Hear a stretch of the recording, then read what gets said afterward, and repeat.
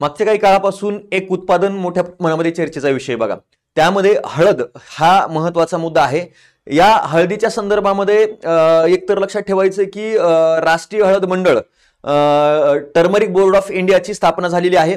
आणि दुसरा मुद्दा होता की हिंगोली या ठिकाणी स्थापन केलं गेलेलं जे काही हळद संशोधन केंद्र आहे त्याच्यासाठी आर्थिक तरतुदीच्या संदर्भामध्ये मग जेव्हा जेव्हा एखादं पीक असेल, एखादी संस्था असेल, चर्चेचा विषय ठरते, तर त्या संदर्भामध्ये आयोगानं आपल्याला कायम प्रश्न विचारलेले पाहायला मिळतात आणि ते येणाऱ्या टॉपिकशी आपल्याला कसे रिलेट करता येऊ शकतात ते आपण बघूया। प्रश्न कसे विचारले जातील आणि त्याच्या संदर्भामध्ये इतर माहिती आपल्याला काय करता येईल इथं पाहता येईल। तर मग हळदीच्या संदर्भामध्ये प्रश्न कसा विचारला जाऊ शकतो, तर हे आयोगानं यापूर्वी विचारलेल्या प्रश्नांचा संदर्भ घेऊन आपल्याला पाहता येईल। ते प्रश्न नेमके काय आहेत ते बघा बरं।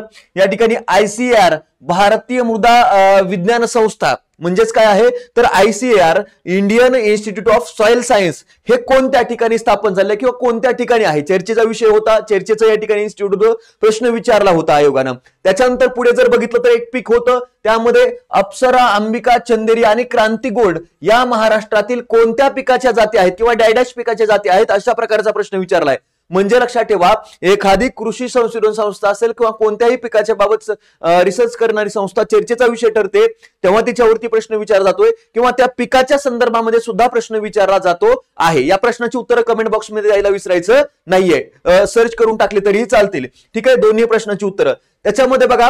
पहिली या ठिकाणी न्यूज आहे की हिंगोली हळद संशोधन केंद्राला 66 कोटी इथं उर्वरित निधीचे लवकरच वितरण, म्हणजे 66 कोटी रुपये दिलेत आणि याला एकूण किती तरतूद केली गेलेली आहे तर लक्षात ठेवायचं 100 कोटी रुपयाची तरतूद केली आहे, त्याच्यापैकी 66 कोटी दिलेत आणि बाकीची सुद्धा लवकर दिली जाईल अशा प्रकारची न्यूज ही लोकसत्तामध्ये आलेली होती, ठीक आहे। आता इथं जर बघितलं तर हे जे काही हिंगोली या ठिकाणी स्थापन केलेलं हळद संशोधन केंद्र आहे, या हळद संशोधन केंद्राला कोणाचं नाव देण्यात आलेलं आहे असा सुद्धा प्रश्न आपल्याला विचारला जाऊ शकतो। तर लक्षात ठेवा, स्वर्गीय बाळासाहेब ठाकरे यांचं जे नाव आहे या ठिकाणी या हिंगोली इथं हळद संशोधन केंद्राला देण्यात आलेलं आपल्याला पाहायला मिळतं आहे, ठीक आहे। हे सुद्धा इथं लक्षात ठेवायचं, प्रश्न विचारला जाऊ शकतो। आणि दुसरी या ठिकाणी याच न्यूज मध्ये एक महत्वाची बाब आहे, ती काय आहे, हिंगोली येथील हळद चांगल्या प्रतीची आहे आणि तिची जगामध्ये विक्री व्हावी यासाठी शासन संशोधन केंद्राला सहकार्य करेल। आता आणखीन एक महत्वाची गोष्ट याच्यामध्ये नमूद केली आहे बघा, हळद उत्पादनामध्ये हिंगोली जिल्हा हा देशात क्रमांक 1 चा जिल्हा आहे, बघा लक्षात ठेवा बरं का। म्हणजे प्रामुख्यानं इथं काही याच्यामध्ये आपण सांगलीची हळद प्रसिद्ध आहे, सांगली हा जिल्हा महाराष्ट्रामध्ये टॉपचा आहे, पण काही अहवालाच्या आधारे या ठिकाणी हिंगोली हा जिल्हा जो बघितला तर तो काय आहे तर या ठिकाणी उत्पादनामध्ये प्रथम क्रमांकावरती असल्याचं आपल्याला पाहायला मिळतो आहे, ठीक आहे। चला मग इथं लक्षात ठेवायचं की हे महत्वाचं आहे। पुढे जाऊया, राष्ट्रीय हळद मंडळ, ठीक आहे, turmeric board of India, national turmeric board of India त्याला आपण म्हणतोय, ठीक आहे। आता हे जर बघितलं तर याची उद्घाटन 14 जानेवारी 2025 रोजी कोणाच्या हस्ते तर भारताचे वाणिज्य आणि उद्योग मंत्री जे आहेत ते म्हणजे पियुषजी गोयल साहेब यांच्या हस्ते याचं उद्घाटन झालं। मुख्यालय कुठं आहे तर निजामाबाद तेलंगणा राज्यामध्ये आणि पहिले अध्यक्ष म्हणून कोणाची नियुक्ती करण्यात आली आहे तर लक्षात ठेवा पल्ले गंगा रेड्डी यांची नियुक्ती करण्यात आलेली आहे। आता भारत या हळद संशोधनासाठी का अग्रेसर, का या भूमिका घेतोय तर शेतकऱ्यांच्या उत्पादनामध्ये मोठ्या प्रमाणामध्ये वाढ व्हावी, उत्पादकता वाढावी यासाठी सरकार सर्व स्तरावरून प्रयत्न करत आहे। आणि भारतामध्ये जर बघितलं तर हे नैसर्गिक दृष्टिकोनातून अत्यंत महत्वाचं पीक आहे, कारण हळदीच्या उत्पादनामध्ये इथं सर्वाधिक पोषक वातावरण कोणतं असेल तर ते भारताचं आहे जगभरामध्ये। आणि म्हणून लक्षात ठेवा या हळद उत्पादनामध्ये भारताचा प्रथम क्रमांक लागतो बरं का, ते सुद्धा तुम्हाला लक्षात ठेवायचंय। जगभरामध्ये आवश्यक असणारी जी काही हळद आहे त्या हळदीच्या 80% पुरवठा हा भारतच करतोय, म्हणजे भारत हा सर्वात मोठा उत्पादक सुद्धा आहे आणि निर्यातदार सुद्धा आहे। दुसऱ्या क्रमांकावरती चीन आहे, त्याच्यानंतर काही आकडेवारीनुसार या ठिकाणी म्यानमार हा देश जो आहे तो प्रामुख्यानं या ठिकाणी काय आहे, म्यानमार तिसऱ्या क्रमांकावरती असणारा देश, हे प्रामुख्यानं हळद उत्पादनामध्ये अग्रेसर असणारे देश आहेत, बरोबर। आता इथं जर बघितलं, मी तुम्हाला सांगितलं की भारत हा जगातील सगळ्यात मोठा हळद उत्पादक आणि हळद निर्यातदार देश आहे। 80% हळदीचं उत्पादन या ठिकाणी कुठं भारतामध्ये होत आहे आणि गरज सुद्धा भागवतोय। त्याचा हा लोगो आहे नॅशनल टर्मरिक बोर्डचा, ठीक आहे, तो सुद्धा लक्षात ठेवा। कधी कधी एवढंच दिलं जातं आणि तुम्हाला विचारलं जातं की हा कोणत्या संस्थेचा लोगो आहे, विचारले गेलेले प्रश्न आहेत ते सुद्धा, ठीक आहे। चला आता बघूया या ठिकाणी प्रमुख उत्पादक राज्य कोणते आहेत.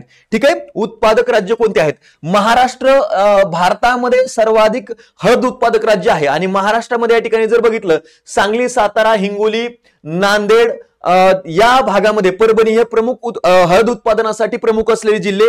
इथं जर बघितलं तर कोल्हापूर हा पारंपरिक पद्धतीनं हळद उत्पादन करणारा जिल्हा आहे, पण अलीकडे नवीन तंत्रज्ञानानुसार सांगली आणि त्याच्यानंतर या ठिकाणी हिंगोली हे जिल्हे काय झालेत, अग्रेसर ठरलेले आपल्याला पाहायला मिळतात. त्याच्यानंतर जर बघितलं तर या ठिकाणी दुसरा क्रमांक आहे तेलंगणाचा. निजामाबाद, करीमनगर, वारंगळ, खम्मन हे जे काही जिल्हे आहेत ते हळद उत्पादनासाठी तेलंगणा राज्यामधले महत्वाचे जिल्हे आहेत. दुसऱ्या क्रमांकावरती असणार. तिसरा क्रमांक कर्नाटकचा लागतोय. त्याच्यानंतर चौथा क्रमांक हा तमिळनाडूचा लागतोय. इरोड, कोमतूर आणि सेलम यासारख्या भागामध्ये इथं काय केलं जातंय तर मोठ्या प्रमाणामध्ये हळदीचं उत्पादन केलं जातंय. असे भारतातले 4 प्रमुख उत्पादक राज्य हे हळदीच्या बाबत आपल्याला पाहता येतील. त्याच्यानंतर जर बघितलं तर या ठिकाणी महाराष्ट्रामधले कोणते जिल्हे आहेत. सांगली, मी तुम्हाला आताच म्हटलं की काही संदर्भामध्ये इथं हिंगोली जिल्हा सुद्धा टॉपला गेलेला आहे आणि नवीन आकडेवारीनुसार तुम्ही जर म्हणलं तर हिंगोली 1 नंबरला लिहू शकतात.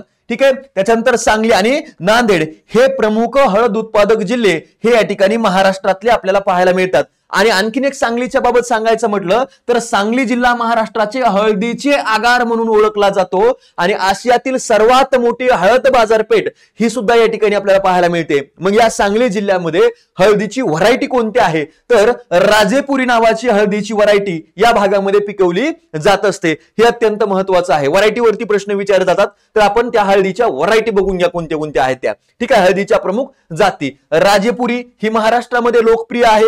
हळदीच्या या ठिकाणी जर बघितलं सांगलीच्या भागामध्ये पिकवली जाते. सांगलीच्या भागामध्ये आणखी एक महत्वाची जात पिकवली जाते ती म्हणजे कोणती, सांगली सेलम. ठीक आहे, त्याच्यानंतर आहे इरोड ही तामिळनाडू मधली आहे. ठीक आहे, त्याच्यानंतर या ठिकाणी आहे सुगंधम, कमी कालावधीमध्ये येणारी हिचं वैशिष्ट्य आहे, कमी कालावधीमध्ये येते. त्याच्यानंतर मेगा हळद वन ही सर्वात प्रसिद्ध आहे बरं का. याला IMP करायचं, याच्यावरती प्रश्न येऊ शकतो. भारतीय मसाला पीक संशोधन संस्था, ठीक आहे, केरळमध्ये ती या संस्थेनं विकसित केलेली ही जात. इथं कुरकुमिन जर बघितलेला हळदीला जो काही पिवळा रंग प्राप्त होणार तो करकुमिन किंवा कुरकुमिनचा या ठिकाणी पाहायला मिळतो आणि त्याच्या उच्च प्रमाणासाठी ओळखली जाणारी ही या ठिकाणी जात आहे मेगा हळद वन. हे सुद्धा तुम्हाला काय करायचं लक्षात ठेवायचंय. हिच्यावरती तुम्हाला प्रश्न विचारला जाऊ शकतो, हे सुद्धा लक्षात ठेवायचं आहे. बघा मग या ठिकाणी आता या हळदीच्या संदर्भामध्ये इतर संशोधन संस्था कोणत्या आहेत. ठीक आहे, कारण हळद जर बघितलं तर ही एक मसाला पदार्थ आहे, मसाल्याचा पदार्थ आहे, म्हणून याला गोल्डन स्पाइस सुद्धा म्हणतात. बघा हे सुद्धा तुम्हाला या निमित्तानं लक्षात ठेवता येईल. आता याच्या संदर्भामध्ये महत्वाच्या संस्था कोणत्या आहेत. भारतीय मसाला पीक संशोधन संस्था, मेगाची जी काही संशोधन केलं ना ती या संस्थेनं केलंय.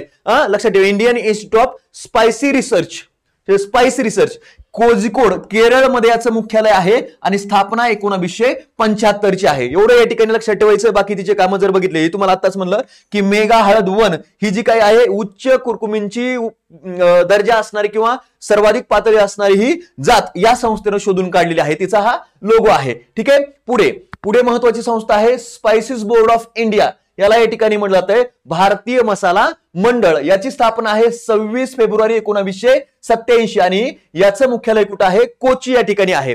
वाणिज्य आणि उद्योग मंत्रालयाच्या अंतर्गत कार्यरत असणारी ही सुद्धा अत्यंत महत्वाची संस्था असलेली आपल्याला पाहायला मिळते आणि तिचा हा लोगो आहे. हे सुद्धा या ठिकाणी काय करता येईल तुम्हाला लक्षात ठेवता येईल. मग आता याच्या संदर्भामध्ये जर बघितलं तर तुम्हाला एक प्रश्न दिला जातो. ठीक आहे, प्रश्न काय आहे बघा आणि त्या प्रश्नाचं उत्तर कमेंट बॉक्स मध्ये द्यायचंय. ठीक आहे, भारतातील कोणत्या शहराला टर्मरिक सिटी ऑफ इंडिया, लक्षात ठेवा बरं का. या प्रश्नाचं उत्तर सर्च करा आणि कमेंट बॉक्स मध्ये द्यायला विसरू नका.